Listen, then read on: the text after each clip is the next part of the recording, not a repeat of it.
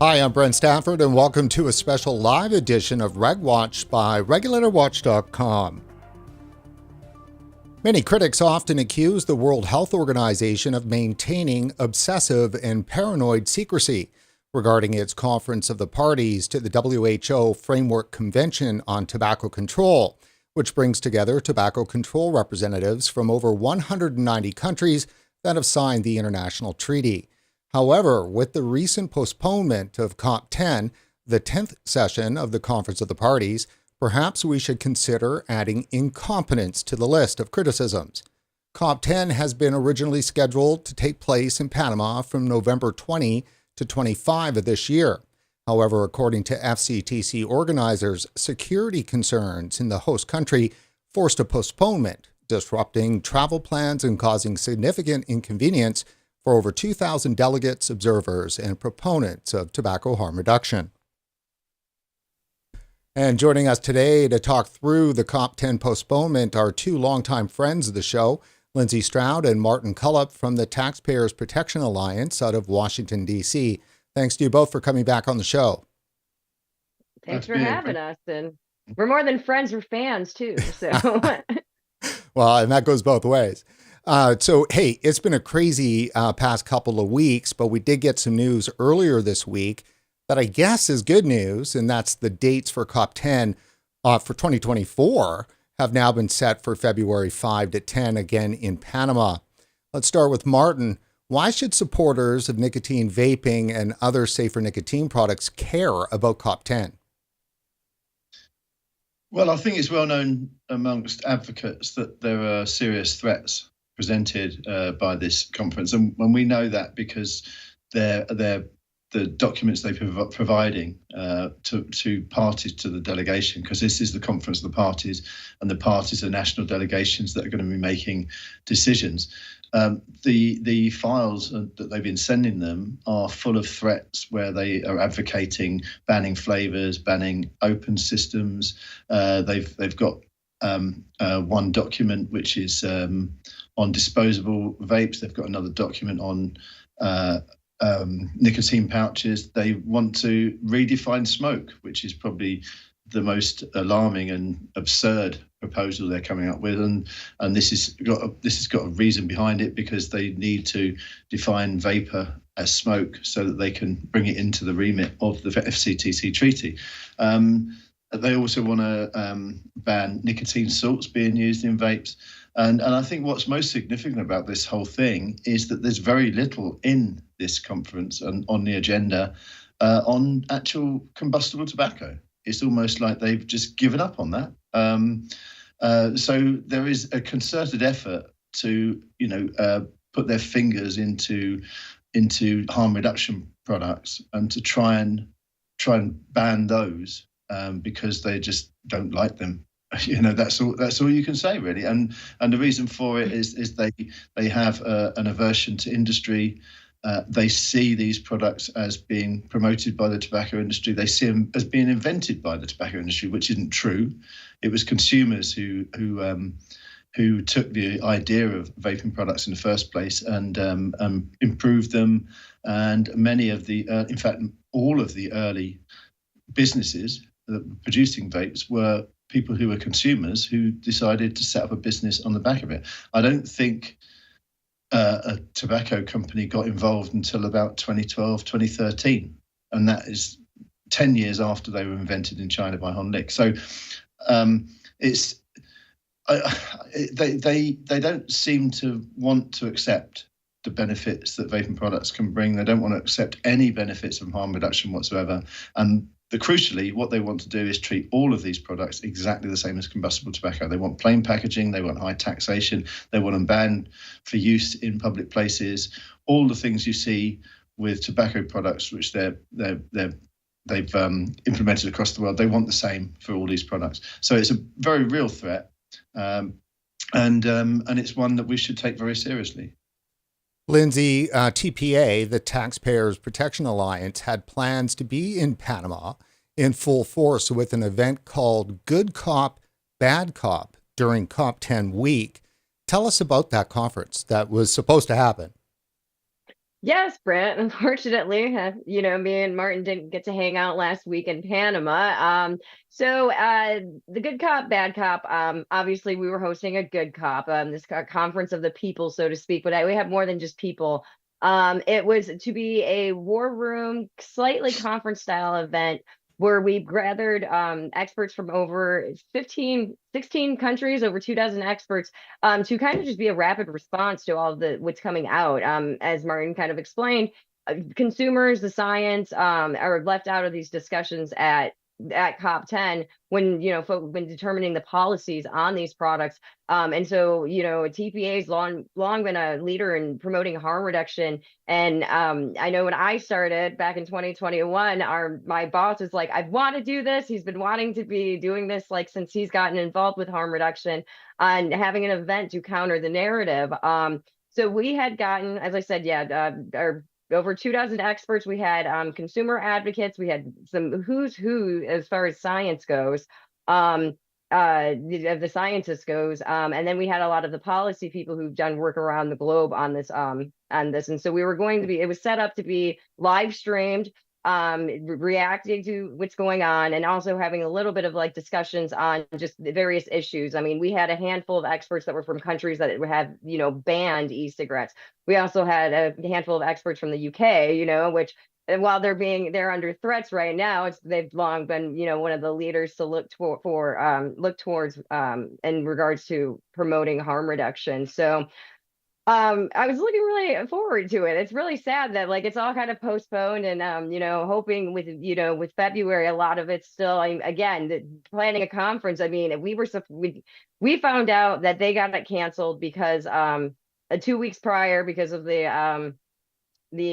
were having issues on their end with the event planning company, and we were kind of joking that we were like, oh, we were more prepared to go than the WHO is, but now that we know that now that it's been postponed, we can see the difficulties it is in maintaining a hotel and maintaining that presence. So hopefully we're coming back and we're doing it stronger. I'd like to see more experts, and then we got a lot more attention towards it like the last month, and it's like, yeah, if you would have came to us like 6 months ago, we definitely would have penciled you in. So, for anybody who's listening, make sure to reach out.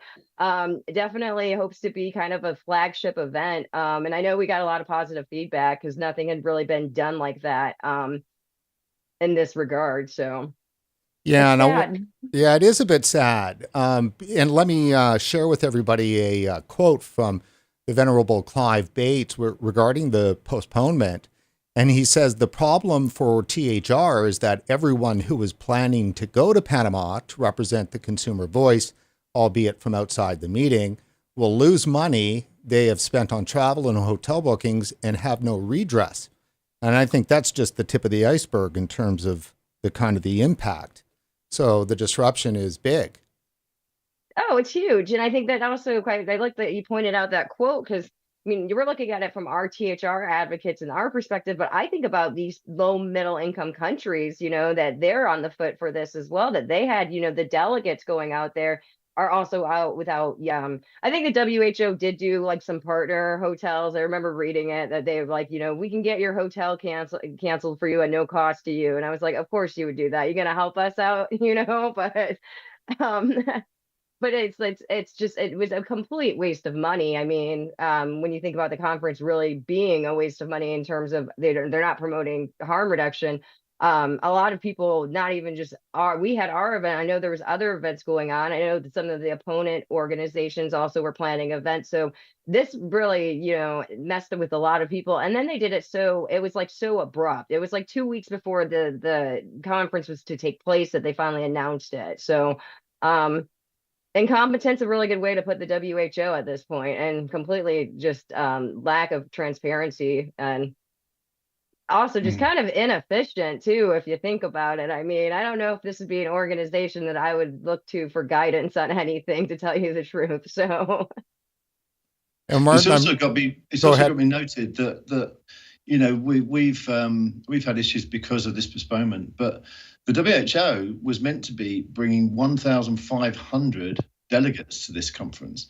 And if I was those delegations, I would be furious They're using taxpayers' money. They have to account to the people in their own country about what's happening with their delegation and the money they've spent. And you have to realise they've all planned for that week. They've planned to set their positions for this conference. They've chosen their delegates who would be available at that conference in that week. So there are a lot of serious problems that these delegations are going to have by having to reschedule for February the 5th to the 10th. You might find some delegates who aren't available. They have to go through the whole process again. They might find that they've got problems in their own country where there might be a change in opinion since in February between what they were going to plan to approach the conference in November. There might even be new governments. You're talking about 190 odd countries. Some of them might be having elections. I mean, New Zealand's just had a change of leadership. Argentina's had a change of leadership. So these positions have all got to be reviewed. This is a lot of work. And I'm sure behind the scenes, there will be delegations and delegates who will be furious at the WHO for doing this at such short notice. Yeah, what can we say in terms of about the excuses? I mean, is it credible, the security issue? So I guess the deal is that there's been building protests going on about a Canadian mining company that's pulling out, hundreds of millions of dollars worth of copper in Panama, and very little of that, at least, is suspect. The suspect here is that very little of that is making it to the regular Panamanian. So, they've been protesting. Is it a real security concern, do you think? I hate to say that the WHO can't be trusted, but we know the WHO can't be trusted. And I don't buy that for a minute, I have to say. I mean, the protests were about 4 or 5 kilometres away from the conference centre, a convention centre. They were largely dying out around the time that they made this decision. But we do know that they had big problems with the consortium that was running the organisation. They had been given a contract by the Panamanian government for $4.8 million, which caused a big scene in the summer in the country. There were people in their health service who were saying, look, we haven't got enough money for incubators and scanners and things like this, and you're paying these people $4.8 million to come talk about tobacco. Where are your priorities here? So there was already an unrest about that. And then the consortium that was running it went to the government and said, look, we're having problems here. We're having issues with the convention centre. We're finding we can't do it for the money that you awarded us. We'd like some more money. And because of the problems the government had already with awarding this, and it made national news, they said, no, I'm sorry, we're not going to give you any extra money. So the consortium pulled out. And that seems to me a much more valid reason why this postponement happened than the unrest up the road. Considering at the time of this, there was a convention going on in a convention centre, which was to do with robot gaming or something. And they had loads of kids from all over the world there. They didn't seem too worried about it. They seemed fairly confident they could have their event without having hordes of people besieging the place and causing violence. But the WHO apparently didn't do that. And why couldn't the Panama government have said, look, we can provide you 500 marshals to make sure you're all safe? It just doesn't stack up. But what does stack up is that they've just lost the organiser of their conference just over 2 weeks before they were organising the conference. That seems to be much more believable for the reason for the postponement than the reason that they gave. Let me ask you, Martin, I mean, does the WHO here have a good track record in terms of picking countries to host a COP? Well, that's the thing. If they would only choose, more stable countries, but they chose Panama because obviously they've got this index of which are the best countries for enforcing their Empower regulations, which is basically ticking boxes and applying rules. And Panama's done them all. They've got all the traditional tobacco control measures that you'd expect. They have high taxes, cigarette smoking banned in public places. In fact, I think they ban vaping in public places. They ban nicotine pouches. They ban everything. So they ordered this conference them as an example of tobacco control, quite forgetting that about 90% of tobacco sales in the country are illicit sales. So they have a huge black market. And which kind of really says the whole story about the WHO and how they approach things, because they're only interested in implementing laws. They never look at the outcomes of those laws. So you'll find countries like Sweden a bit further down on their index of implementing policies, and they get downgraded, for example, for allowing products like snus to be sold. And yet we know that snus has led to Sweden having by far the lowest smoking rates and the lowest smoking-related diseases in the EU. So they get downgraded for not banning products which are helping public health. So it's bizarre. And you know, if they held it in a more stable country, they wouldn't have this problem with Panama. But Panama is just an example of where they've chosen the wrong countries before. You know, I mean, in 2014, they chose Moscow. They went to Moscow. And just a couple of months before, the Russians downed a passenger plane over Ukraine. And Margaret Chan, who was then head of the of the WHO, was then seen going over to Moscow and having tea with Vladimir Putin, which coincided with an Ebola outbreak in Africa. I mean, it is totally absurd. You know, and then of course they went to New Delhi. I went to COP7 in New Delhi, and I witnessed this amazing smog, and that just made them look absurd too, because they were going over there to talk about the dangers of vaping products when 20,000 schools had shut down in the city because of the smog, and they said it was like smoking 2 packs of cigarettes a day or something. I mean, you know, why not choose some more stable and solid countries, and you probably wouldn't have these problems. But that's the WHO. That's the WHO. Lindsey, let me ask you then, you know, so far, what are the plans for good cop, bad cop in February? Is it going to be the same?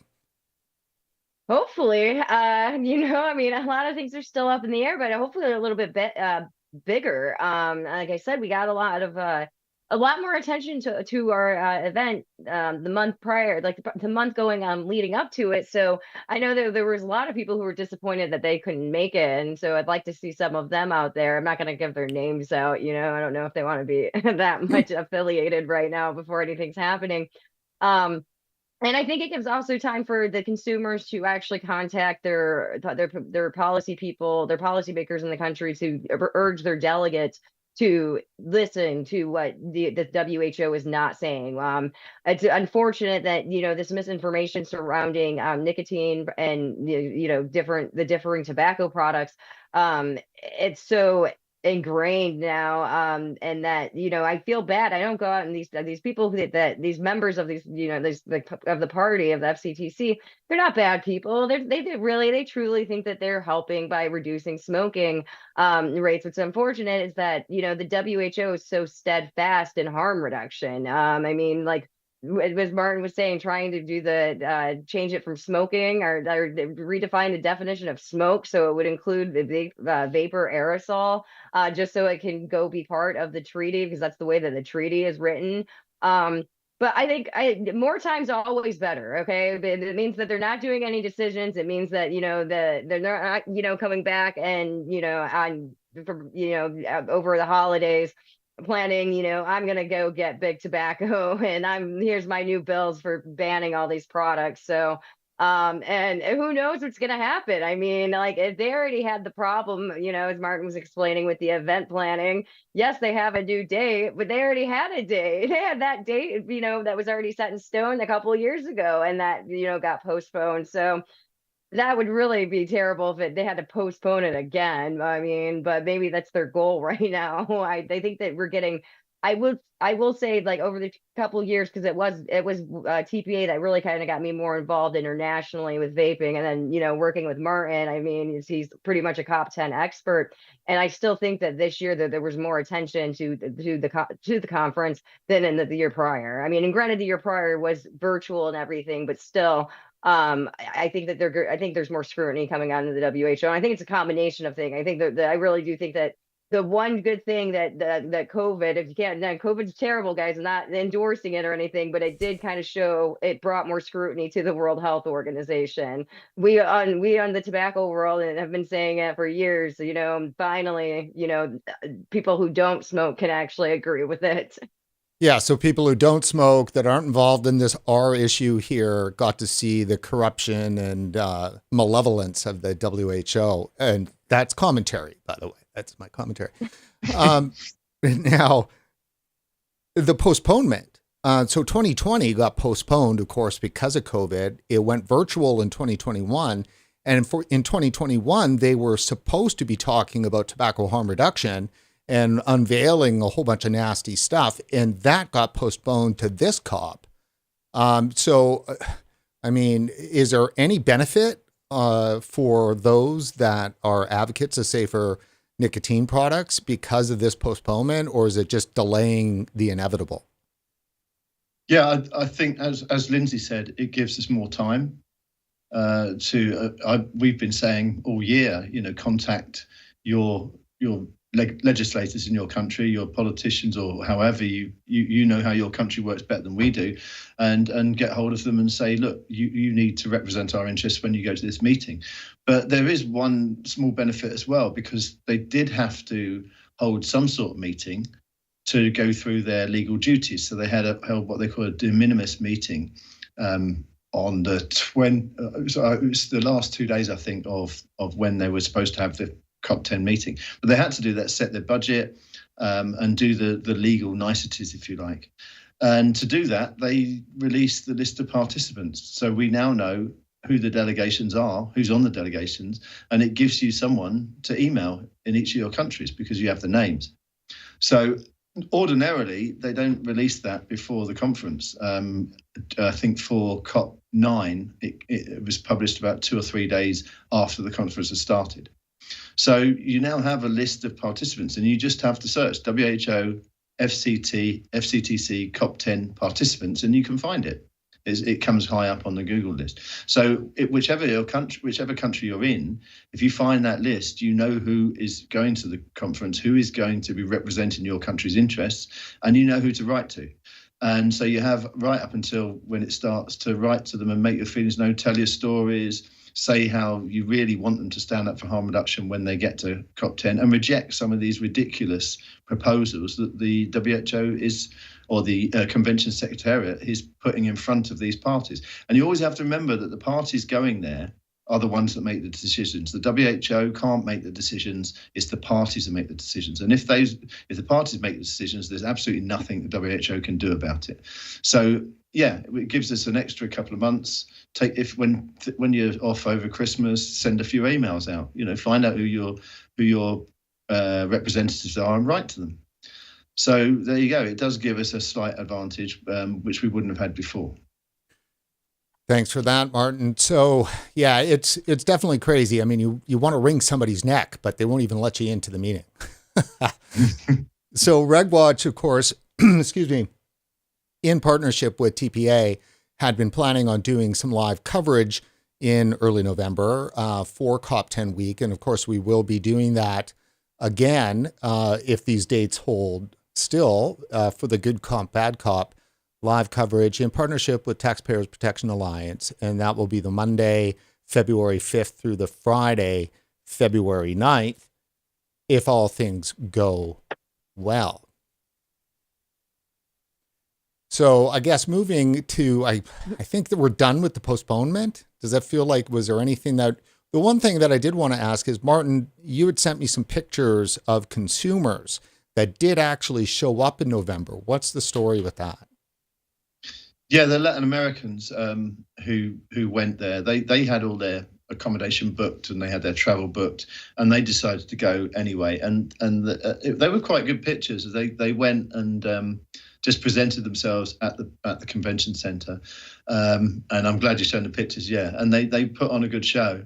But we know they're going to be back. They're going to be back in February, but that just shows the determination of consumers right there, because nothing was going on, but they turned up anyway, and they'll be more determined to come back in February and do the same thing again. The thing that WHO underestimates is the strength of feeling of consumers. I mean, just when we were organising Good Cop, we were getting consumers who were saying they would crawl over broken glass to get there. They want to make their voices known. They're sick to the back teeth of what the WHO is doing. They want to turn up. And a veteran of other consumer actions. I was there 10 years ago when we were fighting the EU in Europe, and I know that consumers are very determined to make their voices known, and they will really relish the opportunity of going there. So they'll be back. We'll be back, and as Lindsey said, there were people who weren't available when we first were signing up experts to go to our event in November. And some of them have become available now and would like to go. So if anything, we should have more representation, more common sense, more academics, more people speaking on behalf of harm reduction. So I'm quite excited about going in February, and it's going to be fun. Lindsey, go ahead. I will say I was really excited about the week before the WHO had announced that they were postponing it. They had, the FCTC had like some webinar, and they knew about our conference. Now, they erroneously called us industry. We are not industry, and I think our conference kind of emphasized that it wasn't industry. If you saw our list of speakers that we had Janine from Canada. I mean, we had Kurt Yeo from South Africa.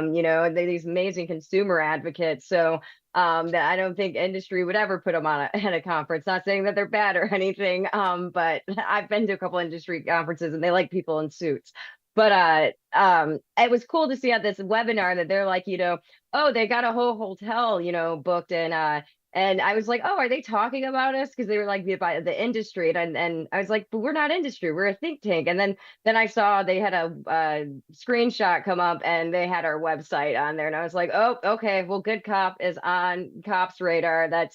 There is on COP's radar. And we like to joke around that, they were afraid of us. So it's definitely...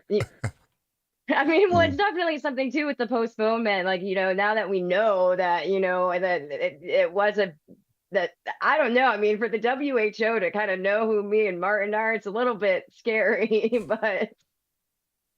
I love the way they said they booked a whole hotel. Well, we hadn't booked a whole hotel. We booked a substantial part of it, but it wasn't a whole hotel. But they spoke as if this was a hard thing to do. I mean, where have they been for the last 20 years? I mean, you can find hotels on the internet, you can book them on the internet, you can ring them up, you find their number. It's not very difficult to do. And I think this is the contempt, that the WHO shows, that anyone who's got a modicum of common sense obviously can't be a consumer because they're the only ones who can do it. They also, in that broadcast, it was corporate accountability, and they said that CopWatch, there's a website called CopWatch, and this was it claims to be run by consumers, but it must be run by industry. Why? I mean, I read CopWatch all the time. It looks to me to be just a bog standard WordPress blog site. I mean, I set up a blog myself in 2008. It wasn't very difficult. If all you need is a computer and to understand how to use it.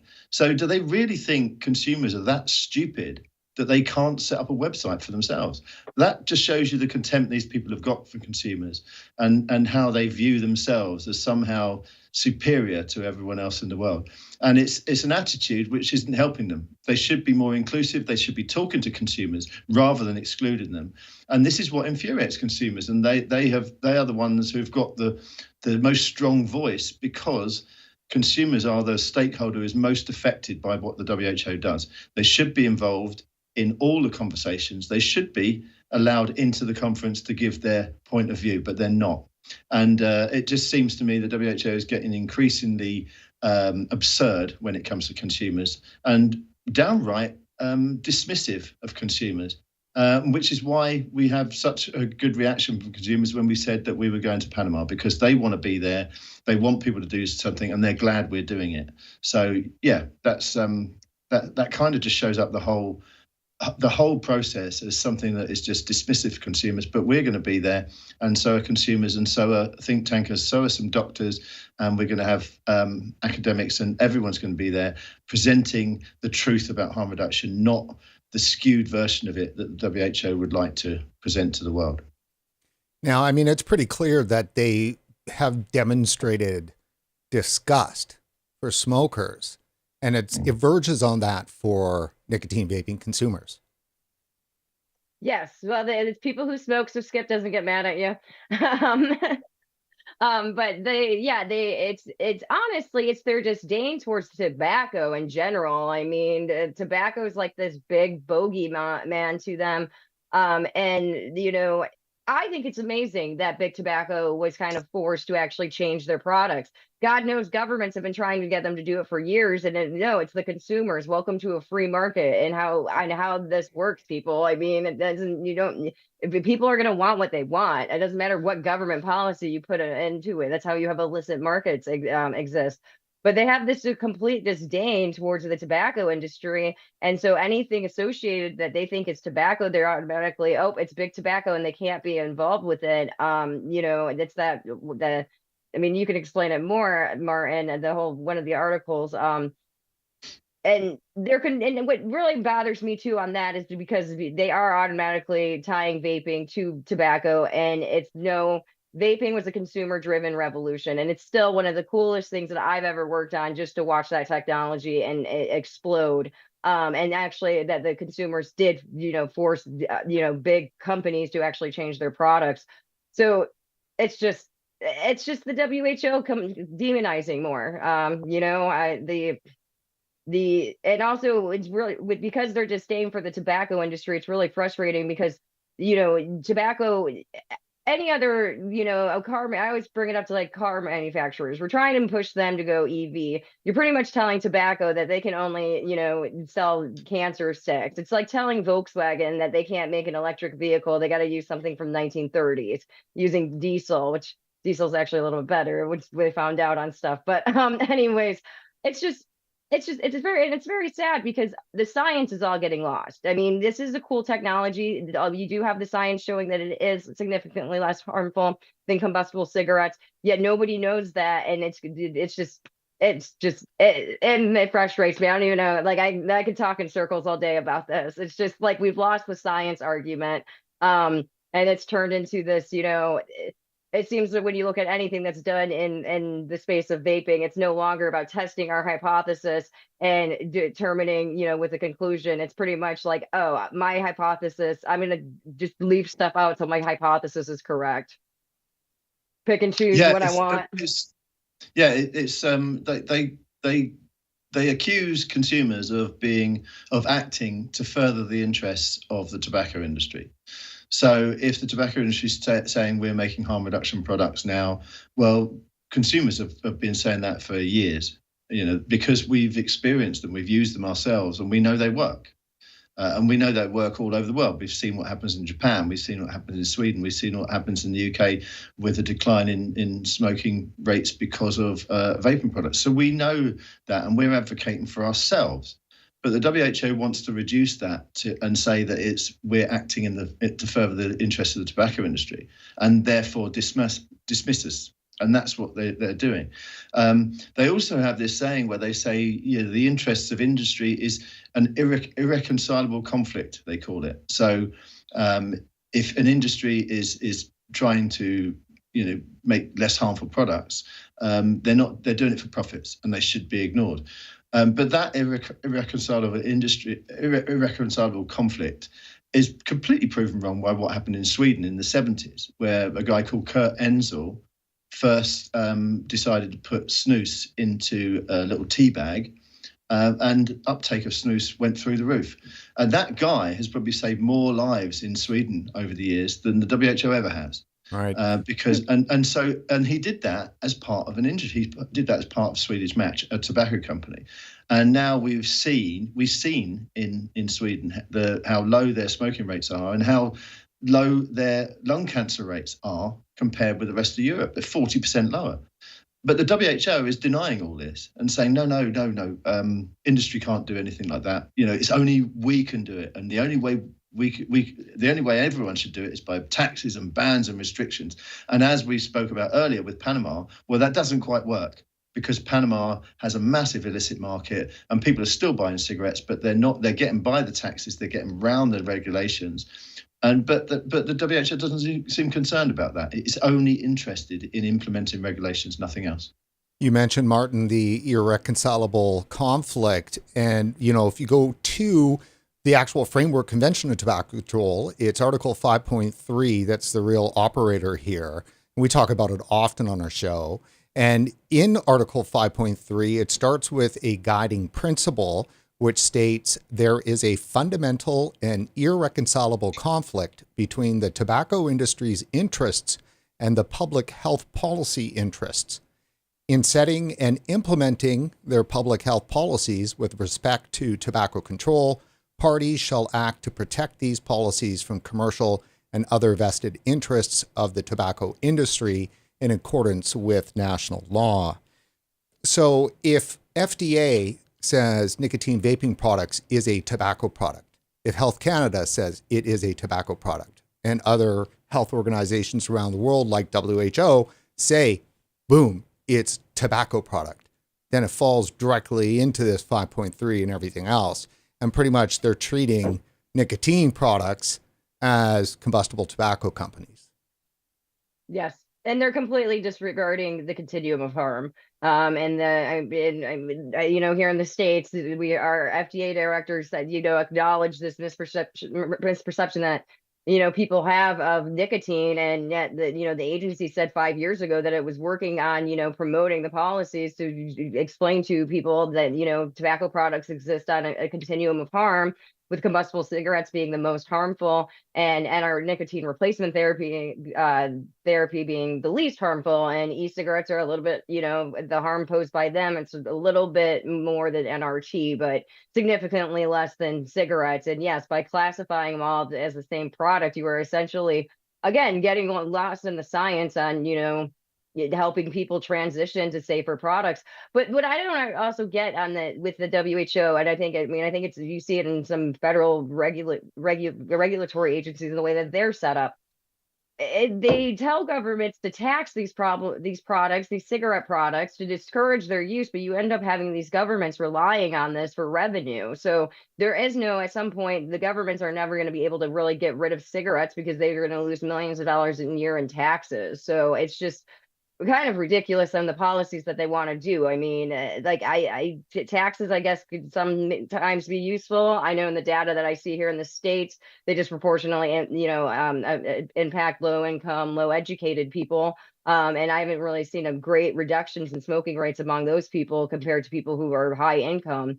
So yes, there is this problem with the Article 5.3. I think is the same thing as the way that the FDA can't.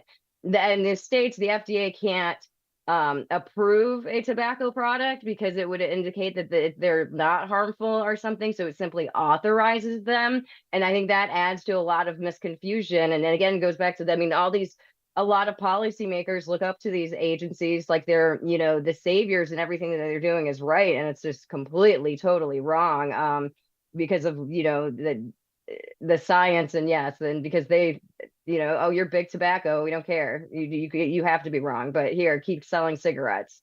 We really need them. It doesn't go though to crazy extremes, like they use this to exclude consumers from the events for no reason, to just being consumers. But then if you're a retailer of vaping products and happen to be an activist, you can't go because you're tobacco. Meanwhile, you're spending your entire life.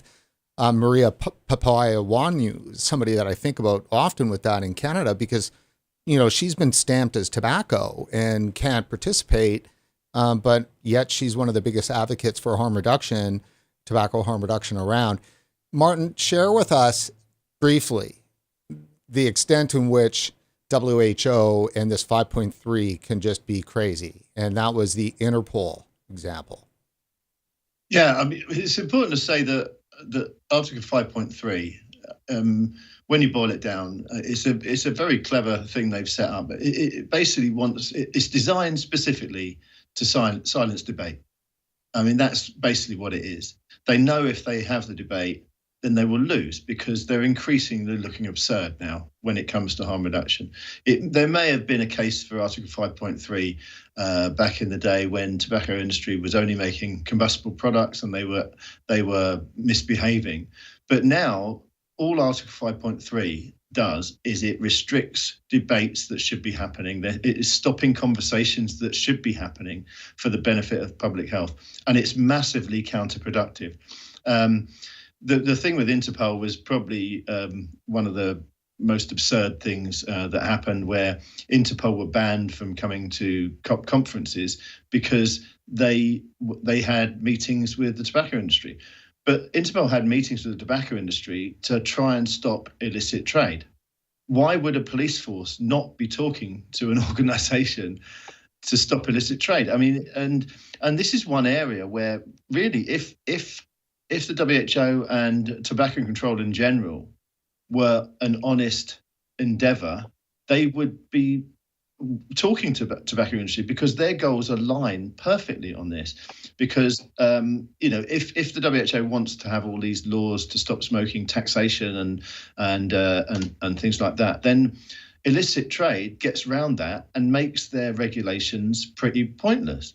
At the same time, industry wants to eradicate illicit trade because it affects their profits. They should be sitting down and talking to each other. But the WHO and tobacco control industry have so turned their guns on industry rather than acting in the benefits of public health that those conversations aren't happening. And it's just counterproductive for everyone. And every government around the world is infected by these people placing Article 5.3. And yeah, it is now getting to the point that because they're saying, tobacco industry is bad, and therefore if consumers are saying the same things as the tobacco industry, they must be paid by the tobacco industry, which is not true. There was an example of this in Thailand where a very small consumer association was saying the same things as the tobacco industry because the tobacco industry is talking about harm reduction. And the big guns of the WHO came down and just smeared this tiny, it was so tiny, I think it's just one person in Thailand, and they just smeared the guy, and they're just trying to destroy him. Where at the end of the day, he's someone the same as all of us who were former smokers, started using a less harmful product, thought this has saved my life. I want to advocate so smokers can have the same experiences I've had, and they've tried to cancel him. That's not helping public health. That's nothing about health. That's more just silencing the opposition, and they throw Article 5.3 like a weapon. They misapply it. At the end of the day, if you read the actual article, all it says is you have to be transparent about your dealings with industry. It doesn't mean you silence every person in the world who opposes what the WHO says. And when the WHO isn't even taking the science seriously and it's cherry picking what it wants as science, it really is bad that they're not having conversations which should be had. And if they really cared about public health, that's what they'd be doing, but they don't. Well, and I think that often people bring up the fact that the COP for climate change certainly doesn't follow along the same lines. I mean, it's going on, I believe, right now, or it's starting today in Dubai. So we're talking about a massive, the UAE is a massive fossil fuel kingdom. And so what the hell, for us, you can't, if you happen to be somebody who sells vapes, you can't have a voice, but on climate change, more power to you. The fossil fuel can be involved. Yes. Yeah. The fossil fuel companies are involved with that one. It's not just that. I mean, the WHO's FCTC conference has completely different rules than any other UN organization's meetings. Every UN meeting that they have, the public is invited to attend. You just have to write to them and say, I'd like to attend and watch what you're talking about. And they just want to know your name and when you're going to be there, and you come along. The WHO's FCTC conferences are the only ones that the UN organise which bars consumers and the public from attending. You have to jump through all sorts of hoops. You have to agree with everything that they say. If you disagree with just one aspect of WHO policy, they won't let you come, and that's absurd. It's totally absurd. And like I said, it's completely different from any other UN process. It's unique in what it does compared with other UN processes. Yeah. Oh, and it's definitely it's frustrating to say the least.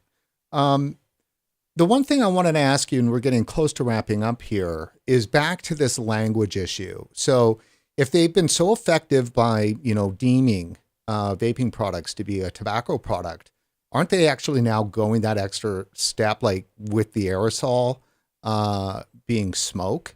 I mean, aren't we witnessing right now the logical extension of this? And I mean, that's just a death blow if they're able to just deem vapor to be smoke.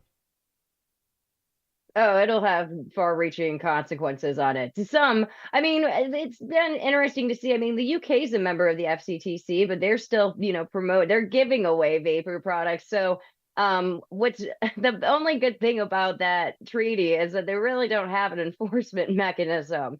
So a lot of it is, and a lot of the ways that they're gonna, come after countries who don't do what they think that they should do is just pretty much just publicly shame them. But it's not like the WHO is in charge of handing out money or anything to these countries. And I mean, as that's the whole goal too, with is urging the people to get in touch with their policymakers, so their policy people get in touch with the delegates to point that out. That that the WHO is not aligning, like tobacco harm reduction, especially the UK. We're supposed to have representatives there that could have be on the ground, and when they're trying to like, oh, these are just, they're sitting there in the conference, and then, e-cigarettes are just as bad as, cigarettes. You could have these delegates be like, no, they're not. That, we've seen wonders in our country with it. In fact, we actually just gave out, a million e-cigarettes away, or New Zealand, or, Sweden. It would be nice to see an American representative be a little bit more friendly, but I highly doubt that would have be the case, even though they're not really a member. They're just a signatory of the treaty. But I mean, it has far-reaching. I think ultimately, if they do reclassify smoke, it's just going to once again add to even more confusion. And I think that if they can keep doing that, I think that's what they're doing. They're not even looking into the science of harm reduction, because they're under the impression that it's big tobacco hooking a new generation of kids. They're not even looking at the evidence. I mean, I think Martin brought it up, the other day, that even these Empower policies that they do, nobody really checks to see how effective they were. It's people who, like me, who work at think tanks, that will sit there and then just go through the numbers and sit there and see if there was a reduction. And no, we're not biased. We're not getting our numbers from, I get my numbers from government sources and everything. So, not that they like to listen to them anyways. But yeah, I think that it's right to be aware. I think that I'm, as much as I can, that the WHO, I think, is a big threat. I don't take them too seriously. And like I said, thank God for their blunder on COVID, that more other people have seen the incompetency, and they can look at them a little bit skeptically when they're telling them to do something. It's important to point out with this idea of redefining smoke shows the desperation of the WHO, because you just can't redefine a scientific definition of something which is part of the laws of physics. Serious delegations from serious countries should turn up and say, this is absurd. You cannot just make up your own definition of what smoke is. There is a scientific definition of smoke, and that's not it. The reason they're doing it, we know the reason they're doing it, is because the FCTC treaty specifically speaks about how they want to tackle the harms of tobacco and tobacco smoke. And so the only way they shouldn't even be talking about vaping products. They shouldn't be talking about nicotine pouches, because they're not smoke. There may be an argument that they want to sort of talk about heated tobacco or products like that, but they should really be looking at them for their harm reduction potential. But that's a different argument. But there is no such thing as smoke from a vaping product. There's no such thing of smoke from a nicotine pouch. And yet they're talking about nicotine pouches and trying to get it into this COP10 discussion. They shouldn't even be talking about it. It's an international treaty. The wording is clear. It's about smoke. So they're trying to redefine smoke. And I'm hopeful that some countries like the UK, like others, New Zealand, some sensible countries will say, come on, you can't do that. That's ridiculous. We know what smoke is, and it's not what you're trying to pretend it is. But like I said, it shows the desperation of these people and their delusion that they can actually do something like that.